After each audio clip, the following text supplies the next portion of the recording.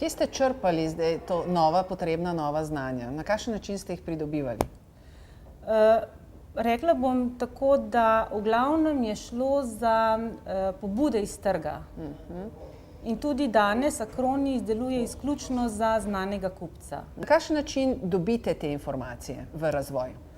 Običajno gre že za nekaj povpraševanja iz trga, ki jih potem skupaj komerciala, razvoj, tehnični strokovni kader pregledamo in skupaj obdelamo, pogledamo, kaj je možno narediti. Mogoče smo bili tukaj dokaj uspešni na dveh področjih v zadnjem času, in sicer v razvoju visokopermeabilnih elektropločevin, ki se uporabljajo za elektromotorje, in pa tudi za visokotemperaturno obstojne folije za katalizatorje, za navitje katalizatorjev dizelskih motorjev.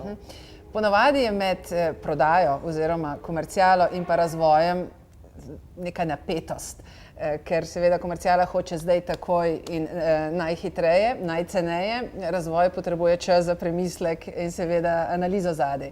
Na kakšen način usklajujete ta morebitna nesoglasja? Občasna nesoglasja so jasno, verjetno prisotna povsod.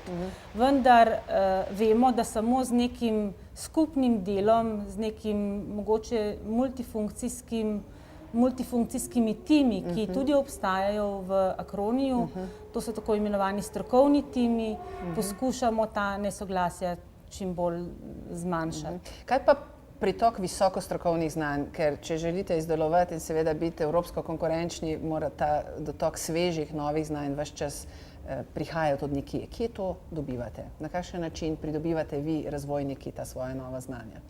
Nova znanja v glavnem pridobivamo s tem, da poskušamo biti čim bolj odprti v svet, odprti na trg, spremljati preko različnih konferenc, katerih se udeležujemo, literature, kaj se sploh dogaja na trgu in na ta način spremljati trende. Tukaj pa že govorimo o inovativnosti. Koliko je prisotna inovativnost in inovativen način razmišljanja v primerjavi z nečem, kar odkrijete, da se je že obneslo na trgu in poskušate tudi vi to zapolniti kot vrzel v svoji ponudbi? Acroni, bom rekla, ni inovativen v tem smislu, da bi sami poskušali razviti neko popolnoma novo vrsto jekla. V bistvu gre za jekla, ki so poznana, vendar jih izdeluje izredno malo proizvajalcev, tako da na teh ozkih tržnih nišah iščemo svoj prostor.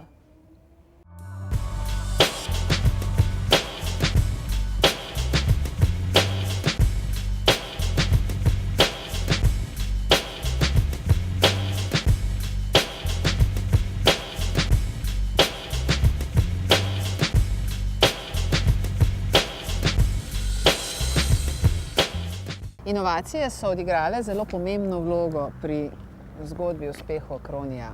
Kaj za vas konkretno to pomeni? Ja, inovativnost je predvsem osebnostna lastnost naših zaposlenih, ki pride do izraza predvsem pri težavah, ki nastopajo ob rednem delovnem postopku ali pa ob uvedbi novosti in sprememb. Zato pri nas tudi pravimo, da sodelovanje v inovacijskih postopkih je delovna dolžnost, ne samo pravica posameznika. Kako ste pri zaposlenih dosegli to odzivnost na inovativnost? Je to nastalo spontano ali z nekim sistematičnim pristopom? Ja, moram reči, da je to kar velik problem bil. Naši delavci so nekako sramežljivi in zelo težko jih je pripraviti do tega, da bi se hvalili s svojim delom. Zato smo mogli en sistematičen pristop zavzeti. Razvili smo svoj sistem stalnih izboljšav in inovacij, SI kvadrat, kot temu pravimo. In v okviru tega imamo različne motivacijske pristope k motiviranju delavcev za to dejavnost. In na katerih področjih se delavci največ odzivajo? Kje imate največ prijavljenih izboljšav in inovacij? No, razumljivo je, da za tako podjetje, kot je Acroni, je največ izboljšav na področju tehnologije in tehnike.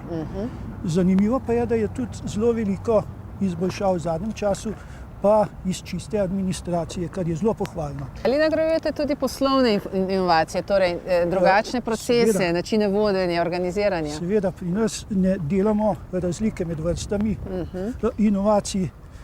Ko sprašujete ravno o poslovnih inovacijah, mislim, da je zdaj v teku ena zelo zanimiva inovacija z tega področja, to je reinženiring prodaje, Aha, krasno. kjer pričakujemo seveda tudi zelo veliko drobnih, stalnih izboljšav, tudi na osebnem nivoju. In ali pokrivate tudi inovacije z področja okoljevarstva, oziroma koliko je teh v okviru poslovanja? No, teh inovacij, moram reči, se nam zdi, da je premalo. Nekako med 10 in 15% vseh inovacij ima tudi komponento okoljevarstva. Bom rekel, ne toliko v širšem smislu preko ograje Acronia, ampak bolj znotraj Acronia. Zato smo letos razpisali tematski razpis zdaj ob dnevu voda, zemlje, zdravja, kjer bomo nagradili inovacije, izboljšave z tega področja. Zelo zanimiv je projekt Teden inovacij, ki se je ravno kar zaključil. Kaj pa to pomeni? No, to je ena oblika motivacije, ko v bistvu potegnemo črto pod inovacijsko dejavnost v preteklem letu. Tu se damo možnost inovatorjem, da se dodatno izobražujejo na raznih delavnicah, predavanjih, organiziramo razstavo. Najpomembnejši dogodek je pa srečanje inovatorjev z upravo. Na tem srečanju podelimo nekaj motivacijskih priznanj. Letos smo jih za lansko leto 10. Tu gre od priznanja za inovatorja leta do priznanja za menedžerja idej leta. Vmes so vse vrste inovacij, od ekologije do ekonomije, in pa nagradimo tudi najboljše delovne skupine.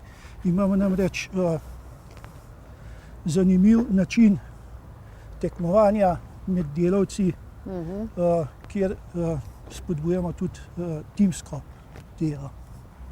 No, to srečanje motivatorjev z upravo se mi zdi zelo pomembno zato, ker imajo na koncu v družabnem delu inovatorji možnost, da se na štiri oči spontano pogovorijo tudi z direktorjem. Hvala lepa. Okoljevarstveni projekti so izredno pomembni tako za Acroni kot za okolico. Kaj konkretnega ste že naredili od leta 2000 pa do leta 2006? Od leta 2000 pa do leta 2006 smo postavili čistilno napravo za regeneracijo, potem smo zaprli tokokroge hladilnih voda v jeklarni, zaprli smo tudi za hladno valjarno tokokroge hladilne vode. S tem smo zmanjšali pravzaprav porabo vode iz 18 milijonov kubičnih metrov na 8 milijonov kubičnih metrov. Seveda ostalo nam je še zaprt sistem hladilnih voda v vroči valjarni, kar imamo namen z projektom štartati v letošnjem letu, bomo ga pa dokončno izvedli v naslednje leto. Potem pa praktično emisij v Savo oziroma v vode ne bo več. Še kakšni drugi projekti? Drugi projekti so seveda z sistemi retardacije kisline, ki smo jih izvedli pri luženju debele pločevine, pri luženju hladnovaljenih trakov. Kaj to konkretno pomeni za okolje? To pomeni, da je poraba kisline pri luženju praktično razpolovljena. Za 50% se zmanjša poraba kisline in s tem tudi vseh muljev, ki nastanejo ob nevtralizaciji te kisline. Kaj bo pa največji izziv do leta 2010? Kaj bo tisti najtežji projekt, ki vas čaka? Projekti pravzaprav zdaj tečejo, nekateri zelo intenzivno. Najbolj intenziven projekt je v jeklarni v tem času odpraševanje. To je tudi tisto, kar najbolj naše krajane, naše sosede moti. To se pravi nedefinirani viri iz jeklarne, kajti mi imamo prezračevanje jeklarne skozi streho narejeno. Ta nov projekt, ki ga zdaj izvajamo, bo pa v koncu aprila do sredine maja postavljen in bo seveda bomo zaprli jeklarno, zatesnili in seveda zmanjšali emisije v okolje na minimum.